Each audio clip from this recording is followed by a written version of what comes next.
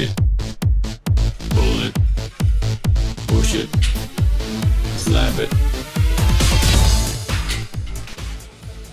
What are your fitness goals, Bill? Well, ultimately, I want to be ripped. I recently became a dad and... You're a new dad? Yes? When did you become a dad? Last week. Why? It's not too late. Follow me. Hey, aren't you going to show me how to use these machines? Oh, no. These aren't for you. This is our dad bod sculpting class.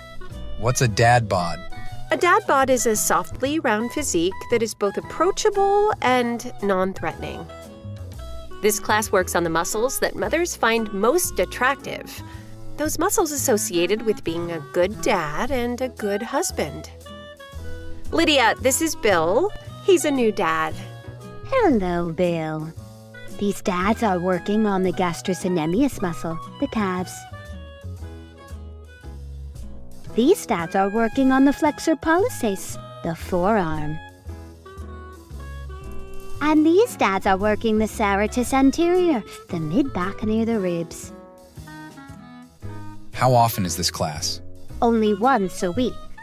That's all? Bill, do you know how men look when they work out several times per week? Fit? Unemployed, which is a major turnoff. Women appreciate the dad bod because it says a lot about a man. It says, I care about my body, but it's clear that I care about other things more. It says, I obviously don't judge my own body too harshly, so I probably won't judge your body too harshly either. And most importantly, it says, I have a job. That's what women find attractive in men? You're not a man. You were a man. Now you're a dad. Hello!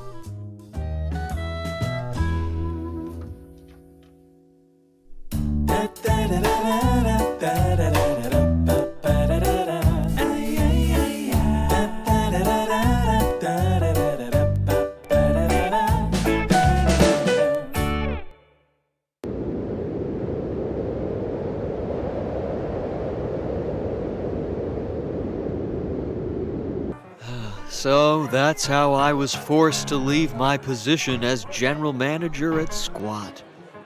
I gotta tell you, I really miss those guys over there. I especially miss my good friend, the janitor.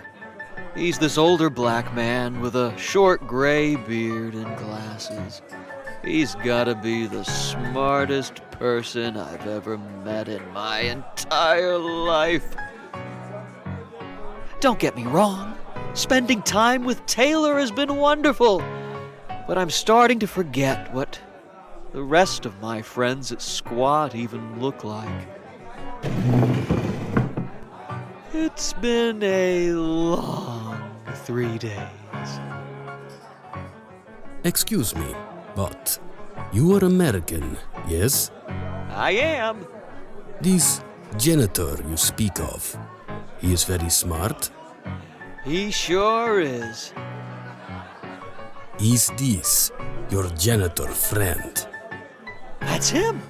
Oh my gosh, you know him too. Who are you? Hey, do you know his name? What's his name?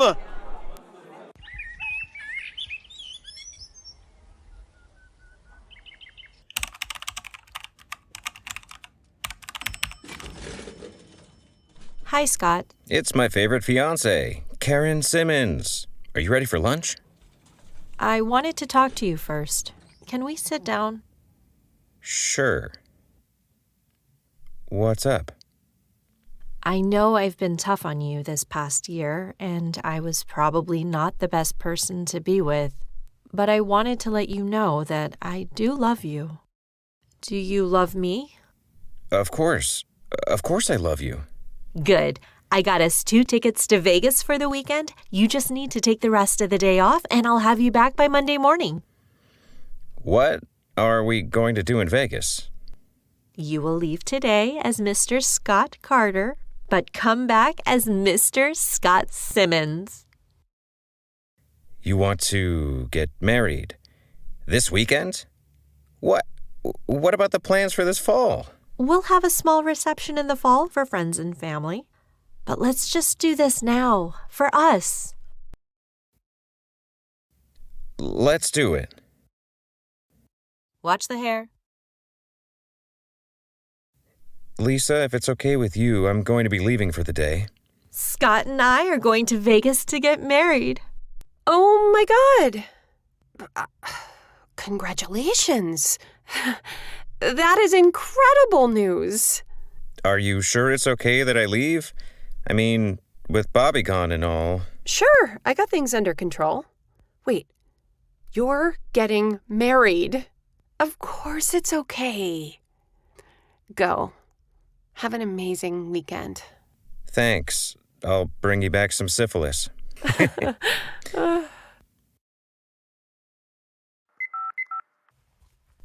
Hey, it's me. Let's do it. Let's get that apartment. This weekend is perfect. I can be all packed up by tomorrow afternoon. Everything okay? Yes, everything's fine. Let's get started. As you all know, I have been appointed interim general manager, which means we need an interim fitness director to take my place. Who's interested? Even if there's extra work and no pay increase. Both Rogue and Trina would be excellent for the position, so I suggest we flip a coin and... FTO! FTO! Fitness Trainer Olympics! Trina and Rogue compete in a series of challenges, and whoever wins the most challenges gets the position! I don't know, Rex. Let's just flip... FTO! FTO! Rogue? Trina? Bring it on. Ditto. All right. Let's see. The first challenge is the fitness-related motivational catchphrase off. First person to run out loses. Rogue, you start. No pain, no gain. Shut up and train. Good things come to those who sweat. Suck it up, and one day you won't have to suck it in. The body achieves what the mind believes. Making excuses burns 0 calories per hour. Hustle for that muscle. Come on, man! You got this! I already used that one. How about, don't be such a... Ooh, I'm afraid that falls into the category of a demotivating and slightly sexist insult. That one's for Trina. For the next challenge, we'll see how good our candidates are at handling member issues in a positive and constructive way.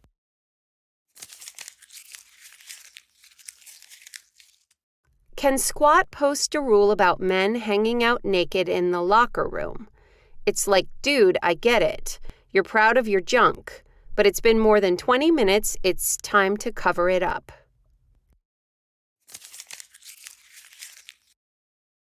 Our first answer, I agree the penis is a symbol of the patriarchy, and it's something we need less of, not more.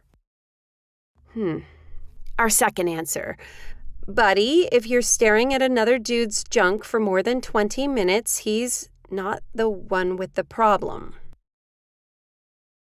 Okay, that one's for Rogue. This position often requires lifting and moving things. So for the last challenge, I'll see you both at my apartment tomorrow at 9 a.m.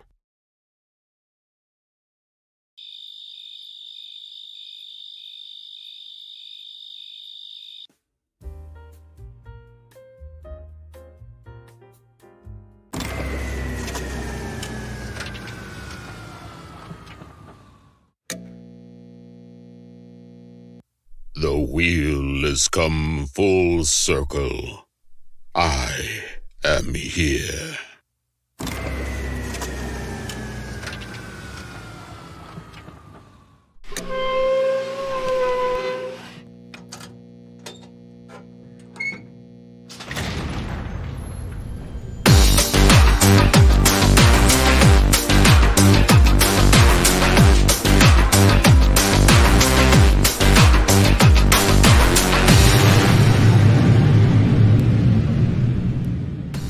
8 years ago, Papa opened up Kyrgyzstan Fitness and hired American janitor.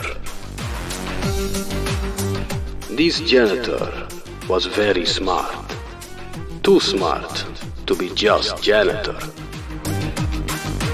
After 2 years, janitor disappears, and book Filobratva, the morally bankrupt philosophy of the Kyrgyzstani mob, written by Dmitry Nikolaev, is bestseller.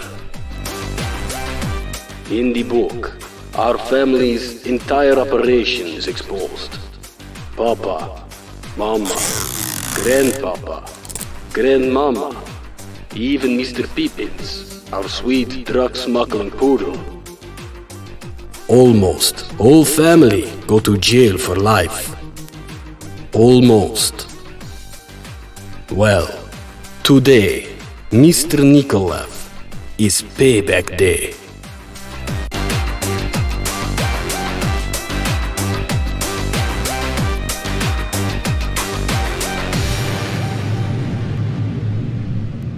Here is what you're going to do, Mr. Nikolaev.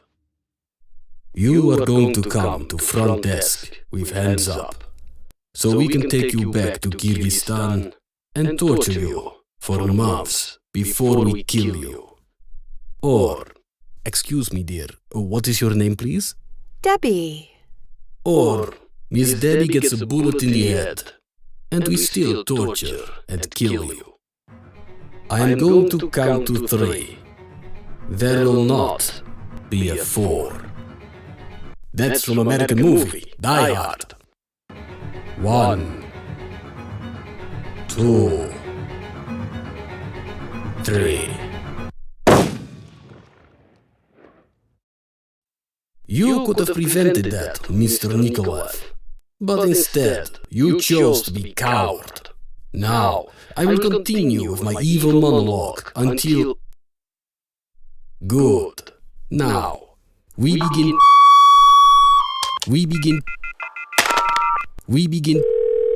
Thank you for calling Domino's Pizza. Our specials today are actual cheese with sauce made from actual tomatoes. And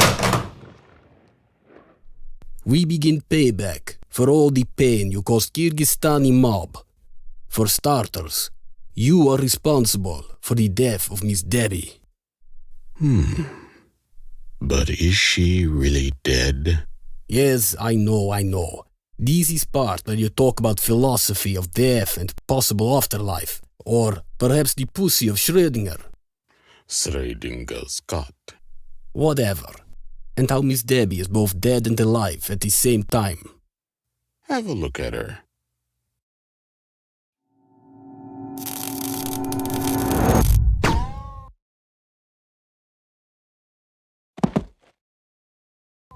Yippee-ki-yay, mafioso degenerate.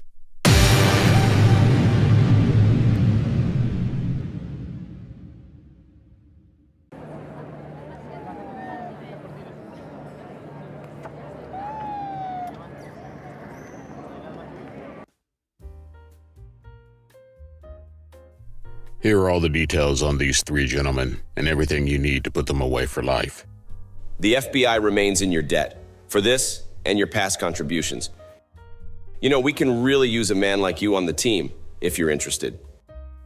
I appreciate the offer, but who would keep Squat clean if I left? Anyone? Hey, Lisa. Come in. Well, how did it go? Oh my God. What happened?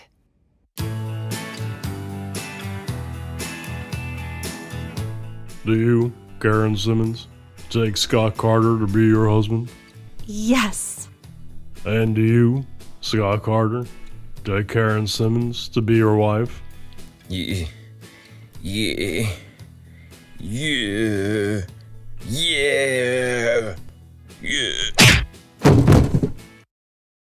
Oh.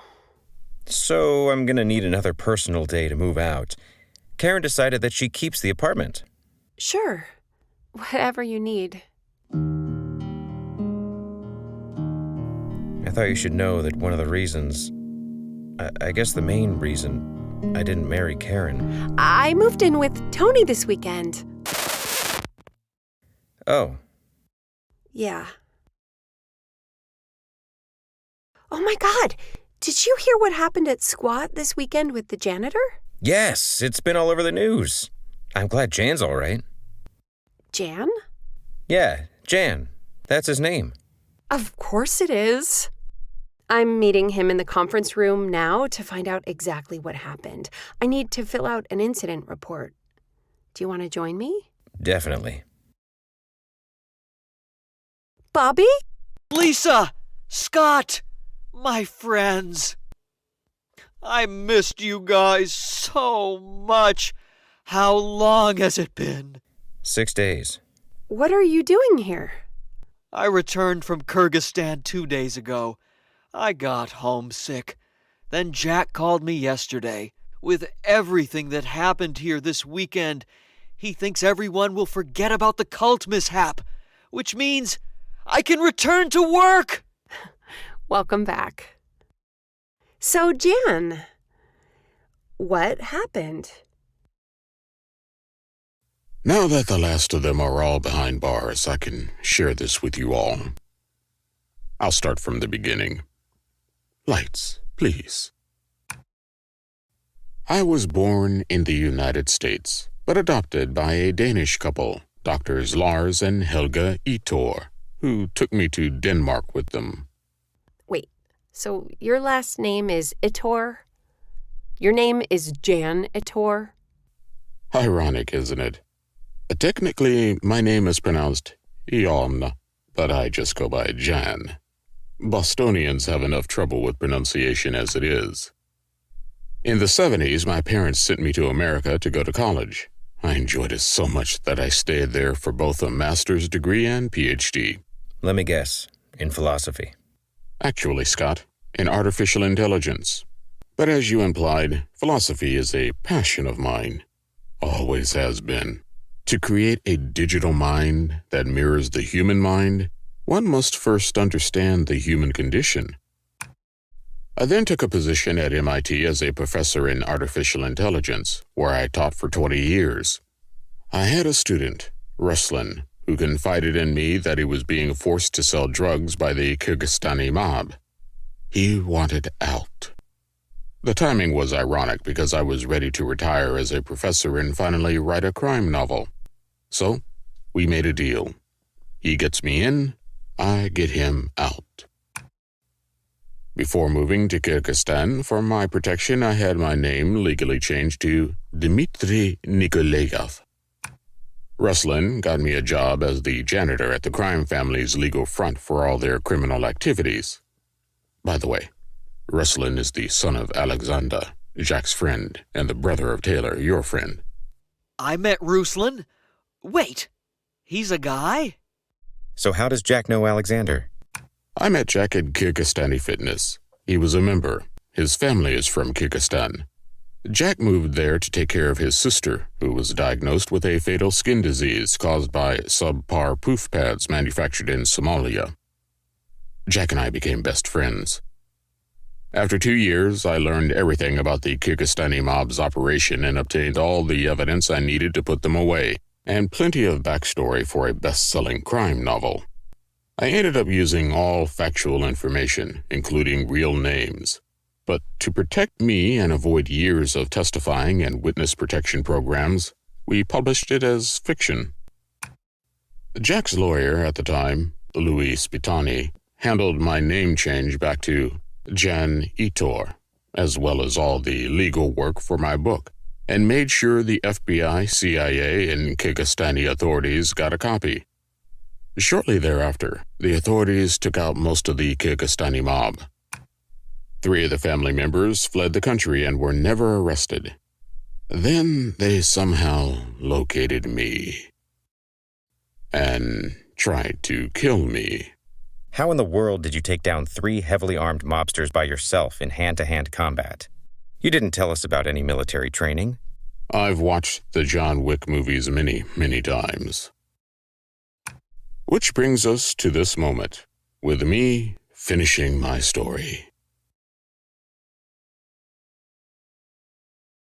So you're good friends with my Uncle Jack. We used to be. Jack is a good man who has made some bad choices since winning the lottery, but I'm not giving up on him anytime soon, and I hope none of you will either. Oh, I'm sorry. Come on in, guys. I want to talk with you. As you can see, Bobby's back. So I'll be staying on as fitness director. Great. That's wonderful news. All right, people. Let's all get back to work. We got a gym to run. I'm okay.